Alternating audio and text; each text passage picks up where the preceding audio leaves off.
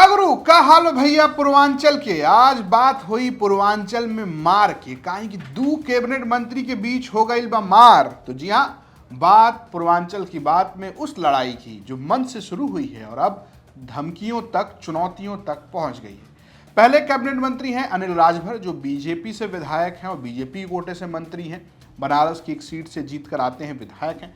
और दूसरे हैं ओम प्रकाश राजभर, जो पंचायती राज विभाग के मंत्री हैं। सुभाष पा यानी कि सोहेल देव भारतीय समाज पार्टी के राष्ट्रीय अध्यक्ष हैं और बीजेपी सरकार में वो भी अपनी पार्टी कोटे से मंत्री हैं।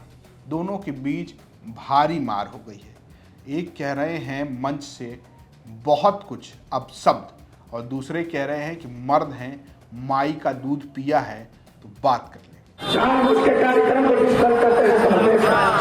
जैसा चोर इसका नेता वैसा चोर ही सब समाज को बेचने का काम करते हैं।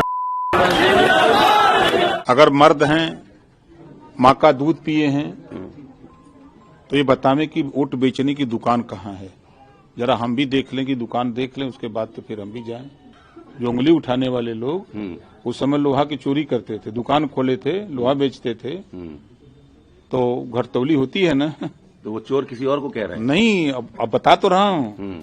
तो ये सुना आपने, चलिए अब इसकी कहानी बताते हैं। हुआ क्या है, क्यों लड़ाई है। वैसे लड़ाई बहुत पुरानी है। अनिल राजभर और ओम प्रकाश राजभर एक ही क्षेत्र से आते हैं, दोनों का वोट बैंक सेम है। अनिल राजभर बीजेपी की सियासत करते हैं और ओम प्रकाश राजभर अपनी पार्टी की सियासत करते हैं। ओम प्रकाश राजभर का एक डायलॉग है कि ये लीडर नहीं लोडर है।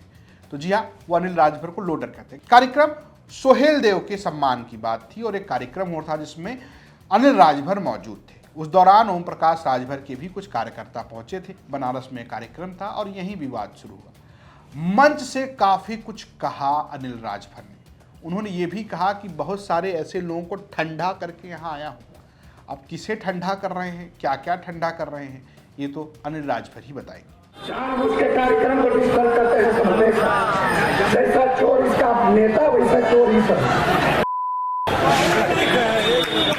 समाज को बेचने का काम करते हैं। आप बीच में टाइम डिस्टर्ब करोगे भाई, तुमको कार्यक्रम कराना अलग कार्यक्रम करा।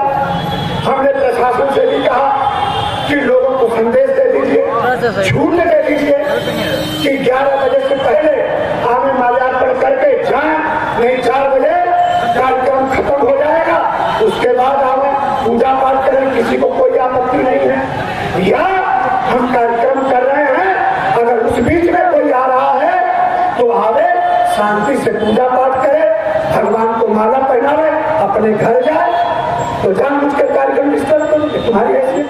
तो इस ठंडे वाले बयान ने राजनीति को गर्म कर दिया है।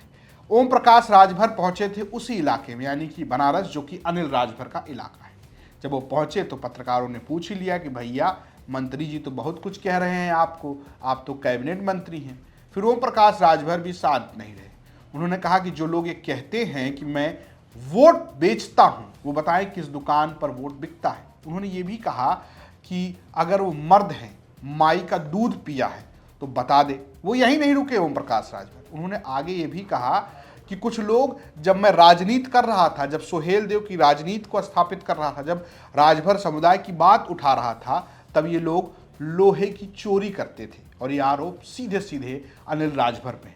इसी बनारस में आपके जिलाध्यक्ष के नेतृत्व में आपके कार्यकर्ताओं ने खूब विरोध प्रदर्शन किया एक कैबिनेट मंत्री के खिलाफ कि सुहेल देव जी महाराज की जयंती हो रही थी, उन लोगों को जयकारा भी नहीं लगाने दिया गया। तो अब मूल सवाल यह है कि जो दो राजभर नेताओं की लड़ाई है, ओम प्रकाश जी बीजेपी के एक कैबिनेट मंत्री हैं, आप एक दूसरे कैबिनेट मंत्री, दोनों राजभर समाज से हैं, तो ऐसा क्यों है बार बार ओम प्रकाश राजभर बनाम अनिल राजभर का ये नैरेटिव क्यों ये रखा जा रहा सामने, क्यों दोनों लोगों के बीच विवाद हो रहा है? मंच से भी उन्होंने बहुत कुछ कहा। देखिए, पूरे देश में कोई ऐसी दुकान बनी हो जहां वोट बेचा जाता हो। पूरे देश में कोई ऐसी दुकान हो जो लायक लोग कहते हैं कि ओम प्रकाश राजभर वोट बेचते हैं, तो वोट बेचते कहाँ हैं? अगर मर्द हैं, माँ का दूध पिए हैं, तो ये बतावें कि वोट बेचने की दुकान कहाँ है। जरा हम भी देख लें कि दुकान देख लें, उसके बाद तो फिर हम भी जाएं। मंच से लेकिन बोल रहे नहीं, मंच मैं भी तो कह रहा हूँ, आपके सामने कह रहा हूँ कि अगर मर्द हैं वास्तव में तो एक दुकान बता दें कि कहाँ वोट बेचा गया है और कहाँ दुकान खुली है पूरे देश में। चुनौती देता हूँ। राजभर समाज का नेता कौन है? वो उनका दावा है कि राजभर समाज के हित के लिए जो मैंने कर दिया वो किसी में और कोई कर ही नहीं पाएगा। नहीं, आप लोग गवाह हो, 23 साल पहले क्या राजभर महाराजा सुहेलदेव जी का नाम लेने वाला कोई माई कलाल था? हाँ, 20 साल में चीजें बदली हैं। ठीक बात है। हाँ, इसी बनारस से हमने शुरू किया था, सारनाथ से। तब उस समय सुहेलदेव जी को जानने वाले लोग नहीं थे। तब लोहा की चोरी करते थे लोग, जो उंगली उठाने वाले लोग उस समय लोहा की चोरी करते थे, दुकान खोले थे, लोहा बेचते थे। तो घरतौली होती है ना, तो वो चोर किसी और को कह रहे हैं। नहीं, अब बता तो रहा हूँ। जब दुकान अगर लोहे की खुली थी तो दुकानदार तो नाम तो है साहू जी। हाँ, नाम तो है साहू जी, काम क्या होता है? तो जो जैसा करता है वैसा सबको समझता है।